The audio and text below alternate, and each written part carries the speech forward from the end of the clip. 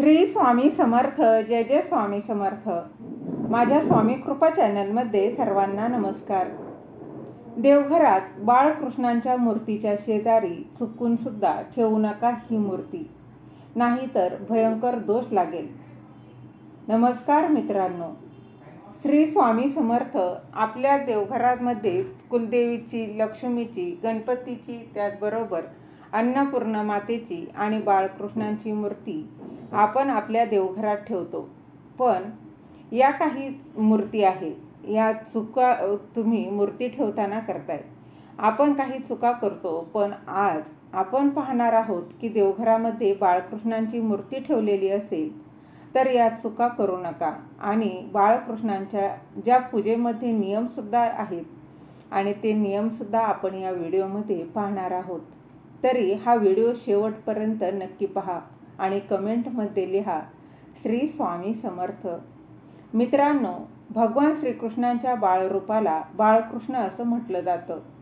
बरेच लोक आपल्या घरी भगवान श्रीकृष्ण बाळ स्वरूपात ठेवत असतात आणि त्यांची भक्तिभावाने पूजा करतात. बाळगोपाळाची मूर्ती घरात ठेवणं शुभच आहे आणि त्यामुळे आपणास फायदेसुद्धा मिळत असतात. बाळकृष्ण घरात ठेवल्यास काही नियमांचं पालन करावं लागतं. बाळगोपाळाला घरातील व्यक्तीप्रमाणे मानलं जातं. काही लोक आपल्या देवघरामध्ये बाळगोपाळाची एकापेक्षा जास्त मूर्ती ठेवत असतात किंवा आपल्या देवघरात त्यांची पूजा करत असतात.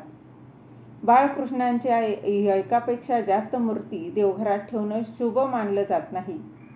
घरातील देवघरात बाळकृष्णांची मूर्ती ठेवायची असेल तर फक्त एकच मूर्ती ठेवणं शुभ मानली जाते. एका मूर्तीची आपण पूर्ण भक्तिभावाने, श्रद्धेने सेवा आणि पूजा करू शकतो आणि त्यांना त्यांच्या आवडीप्रमाणे प्रसाद देखील देऊ शकतो.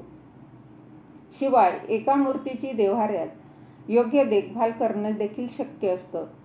असे केल्याने घरात सुख, समृद्धी राहते. ज्योतिषशास्त्रानुसार घराच्या मंदिरात देवांची एकच मूर्ती ठेवणं उत्तम राहतं आणि शुभ देखील मानलं जातं. जर तुमच्या देवघरात 2 बाळकृष्णांची मूर्ती असतील, तुम्ही ते विसर्जन करू शकत असाल तर तुमचं मन त्याला तयार होत नाही. तुमचं मन मानतच नाही की आपण एका बाळकृष्णांच्या मूर्तीचे विसर्जन करावे. तर अशा वेळी तुम्ही एक उपाय करू शकता. एका बाळकृष्णांच्या मूर्तीची आपण बाळकृष्ण म्हणून पूजा करावी आणि दुसऱ्या बाळकृष्णांच्या मूर्तीची पूजा आपण बलराम स्वरूपात करावी. असं केल्याने आपणास दोष लागणार नाही. अजून एका नियमाचं पालन करायला हवं. बाळकृष्णांची मूर्ती एका सरळ रेषेत ठेवू नका. म्हणजेच काय तर एक मूर्ती पहिल्या लाईनमध्ये ठेवा आणि दुसरी मूर्ती दुसऱ्या लाईनमध्ये ठेवा. असे केल्याने आपणास दोष लागणार नाही. बाळकृष्णांच्या मूर्तीच्या शेजारी कोणती मूर्ती ठेवायची नसते. याविषयीची माहिती या व्हिडिओमध्ये पाहूयात. तर मित्रांनो, सर्वात महत्त्वाचा नियम म्हणजे बाळकृष्णांच्या मूर्तीच्या शेजारी बाळकृष्णांचीच मूर्ती ठेवू नका. जर ठेवायचं असेल तर तुम्ही दुसऱ्या लाईनमध्ये ठेवू शकता. तर मित्रांनो, देव्हाऱ्यात बाळकृष्ण कोणत्या मूर्तीच्या शेजारी ठेवणं शुभ मानलं जातं याविषयीची माहिती आपण पाहूयात. बाळकृष्ण हे साक्षात जगाचे पालन करतात श्रीहरी विष्णू यांचे एक स्वरूप आहे. बाळकृष्ण माता लक्ष्मीच्या मूर्तीच्या किंवा समोर मोर ठेवणं शुभ मानलं जातं. त्याचबरोबर बाळकृष्णाला शंख खूप प्रिय आहे. विष्णू भगवान यांनी आपल्या प्रत्येक अवताराला शंख सोबतच ठेवलेला आहे. त्यांना कधीही आपल्यापासून वेगळं केलं जात नाही. म्हणूनच बाळकृष्णांच्या शेजारी शंख ठेवणं अत्यंत आवश्यक आहे. बाळकृष्णाला गोपाळसुद्धा म्हटलं जातं आणि गोपाळ म्हणजे गायी राखणारा बाळकृष्ण. लहान असताना जेव्हा तो गोकुळात राहत होता तेव्हा ती गायी राखायचे आणि त्यामुळे त्यांना गोपाळ म्हटलं जात होतं.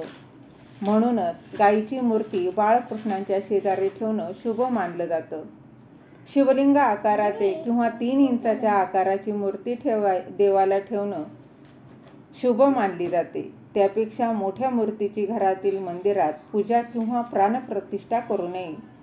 बाळकृष्णाला देव्हाऱ्यात ठेवल्यानंतर काही खास नियमांचं पालन करणं शुभ मानलं जातं. आणि बाळकृष्णाला नेहमी आंघोळ घालावी, त्यांचे कपडे रोज बदलावे लागतात. बाळकृष्णाला रोज नैवेद्य अर्पण करावा लागतो. त्यांना सात्विक अन्न भोजन अर्पण करावं. बाळकृष्णांचा शृंगारसुद्धा रोज करावा. बाळकृष्णाला चंदनाचा टिळा करावा. तर मित्रांनो, देवघरात बाळकृष्णांची मूर्ती समोर ठेवावी, म्हणजेच पटकन त्याकडे लक्ष आपलं जाईल. अशा प्रकारे बाळकृष्णांची मूर्ती देवघरात ठेवली पाहिजे. त्याचबरोबर बाळकृष्णांच्या मूर्तीच्या शेजारी तीही खंडित मूर्ती किंवा ज्या मूर्तीचे नाग डोळे दिसत नाही अशा मूर्ती चुकूनही ठेवू नये. असं केल्यामुळे बाळकृष्णांच्या मूर्तीची पूजा केल्याबद्दल कोणताही लाभ जो आहे तो मिळणार नाही. बाळकृष्णांची मूर्ती जर आपण देवघरात स्थापन करत असाल तर त्यांना रोज गोड नैवेद्य अर्पण केला पाहिजे त्यावर. तसंच बाळकृष्ण जो आहे त्याला नैवेद्य तो स्वीकारतात, अन्यथा स्वीकारत नाही. मित्रांनो, आपल्या देवघरामध्ये पहा, सर्व देवी देवतांचे बाळकृष्णांचे असे देवता आहेत. त्यांची बालस्वरूपात पूजा केली जाते, म्हणून त्यांचे लाड जास्त केले पाहिजेत. काही जण बाळकृष्णांच्या समोर बासरी देखील ठेवतात. बाळकृष्ण याने अत्यंत प्रसन्न होतात आणि आपल्या घरात सुख समृद्धी भरभरून देतात. काही श्रीकृष्ण भक्त बाळकृष्णांच्या शेजारी बासुरी ठेवतात, लोण्याची हंडी देखील ठेवतात आणि रवीसुद्धा ठेवतात. असं केल्याने बाळकृष्ण अत्यंत प्रसन्न होतात आणि आपल्या घरात कशाचीही कमतरता भासत नाही. तर मित्रांनो, देव्हाऱ्यात बाळकृष्ण ठेवणं अत्यंत शुभ मानलं जातं. त्यामुळे वंशवृद्धी होते. आपल्या घरातील मुलांसाठी बाळकृष्ण देव्हाऱ्यात अवश्य ठेवला पाहिजे. बाळकृष्ण देव्हाऱ्यात ठेवल्यामुळं आपल्या मुलांची प्रगती होते. आपल्या मुलांवर कोणतंही संकट येत नाही आणि आपल्या घरातील मुलांना यामुळे बळ मिळतं. म्हणूनच बाळकृष्ण देवघरात ठेवणं अत्यंत शुभ मानलं जातं. ज्यांना मुलं बाळं होत नाही त्यांनी बाळकृष्ण देव्हाऱ्यात ठेवावा आणि त्यांचे लाड करावे. यामुळे घरामध्ये लवकरात लवकर पाळणा हलतो. तसेच पुत्रप्राप्तीसाठी बाळकृष्णांच्या मूर्तीवर पूजा करावी, त्यांना रोज पंचामृताचा अभिषेक करावा. यामुळे आपल्या घरात लवकरात लवकर पुत्रप्राप्तीही होत असते. तसेच दर गुरुवारी बाळकृष्णाला पिवळा नैवेद्य पिवळ्या रंगाचा कलरचा पदार्थ नैवेद्य म्हणून अर्पण करू शकता. यामुळे तुम्ही केळीसुद्धा बाळकृष्णाला नैवेद्यात अर्पण करू शकता. तर मित्रांनो, तुम्हाला हा व्हिडिओ कसा वाटला? व्हिडिओ आवडला असेल तर व्हिडिओला लाईक करा, चॅनलला सबस्क्राईब करा आणि हा व्हिडिओ शेअर करा. आजचा व्हिडिओ पाहिल्याबद्दल तुम्हा सर्वांचे मनापासून धन्यवाद. श्री स्वामी समर्थ. जय जय स्वामी समर्थ.